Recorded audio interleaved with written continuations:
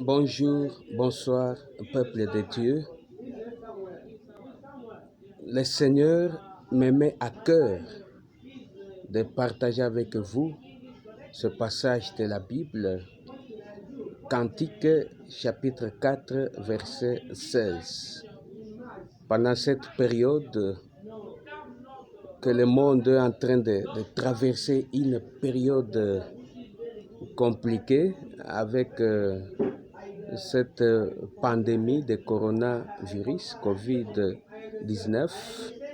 Alors le Seigneur me met à cœur de partager avec le peuple de Dieu, avec les enfants de Dieu, ce passage de la Bible. Dans ce passage, on parle d'Aquilon, on parle d'Othan, on parle aussi du jardin. Aquilon, c'est un vent qui vient du nord. Othan également, c'est aussi un vent. Alors, nous, enfants de Dieu, nous sommes les jardins de Dieu. Et en tant que jardin de Dieu, nous sommes des plantes dans ces jardins-là. Mais écoutez une chose, le propriétaire du jardin peut ordonner au vent de souffler sur son jardin. Et le propriétaire du jardin, c'est qui? C'est l'Éternel Dieu des armées. Frère, je voudrais vous dire aujourd'hui que Dieu peut autoriser que le vent souffle sur son jardin.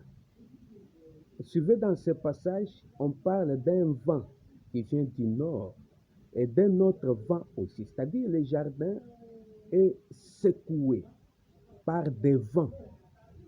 Le vent qui vient d'un côté, l'autre qui vient de l'autre côté. Alors, le jardin doit être agité, secoué. Alors, quand je dis que nous, enfants de Dieu, en tant que jardin de Dieu, l'Éternel Dieu peut permettre, peut ordonner, peut accepter que le vent souffle sur nous, que le vent souffle sur nous, comme il en avait permis dans la vie de Job. Alors, quand Dieu permet que le vent souffle, il a un objectif.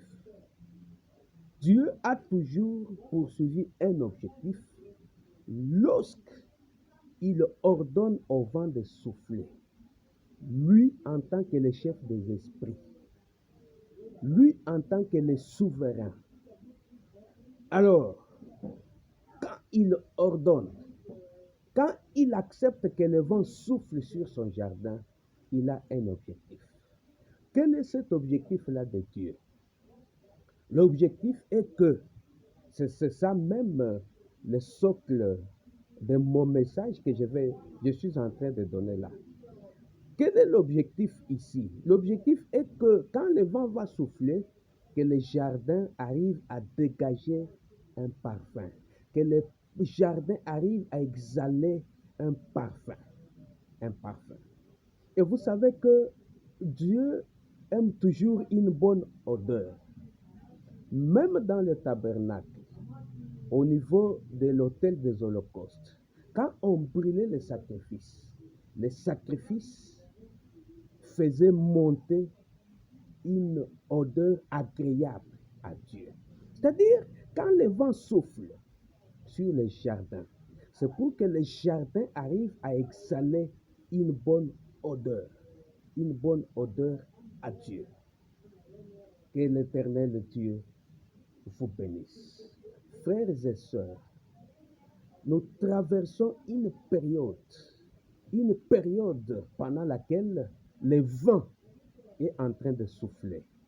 Aquilon et Othan sont en train de souffler. Il y a coronavirus qui fait rage. C'est ça le vent du moment. Alors, beaucoup de gens peuvent interpréter coronavirus de leur manière. Je ne dis pas que leurs interprétations sont fausses. Beaucoup de gens peuvent expliquer cet phénomène de leur manière. Mais je voudrais aussi ajouter une petite pierre à tout cela. Le Saint-Esprit me convainc que ce vent ici de coronavirus, pour nous enfants de Dieu, c'est une façon que Dieu veut reconnaître les véritables enfants de Dieu. Qui est véritable enfant de Dieu et qui ne l'est pas. Le vent est en train de souffler. Coronavirus est en train de passer. Toi, en tant qu'enfant de Dieu, jardin de Dieu, tu dégages quelle odeur, quel parfum tu donnes. C'est le parfum de bonne odeur, d'une odeur agréable, ou c'est un mauvais parfum? Que mon Seigneur vous bénisse. Je pense que pendant cette période, le gouvernement a même fermé les cultes. Les gens ne prient plus. Les gens commencent à vaquer seulement à leurs travaux. Vous comprenez que les moments sont compliqués. C'est un vent qui est en train de souffler. Mais pendant cette période, qu'il n'y a pas de culte, qu'il n'y a plus de rencontres, de paroles de Dieu, ainsi de suite, bien-aimé dans le Seigneur, toi, le vent qui souffle sur toi, tu exhales quelle odeur, tu dégages quelle odeur.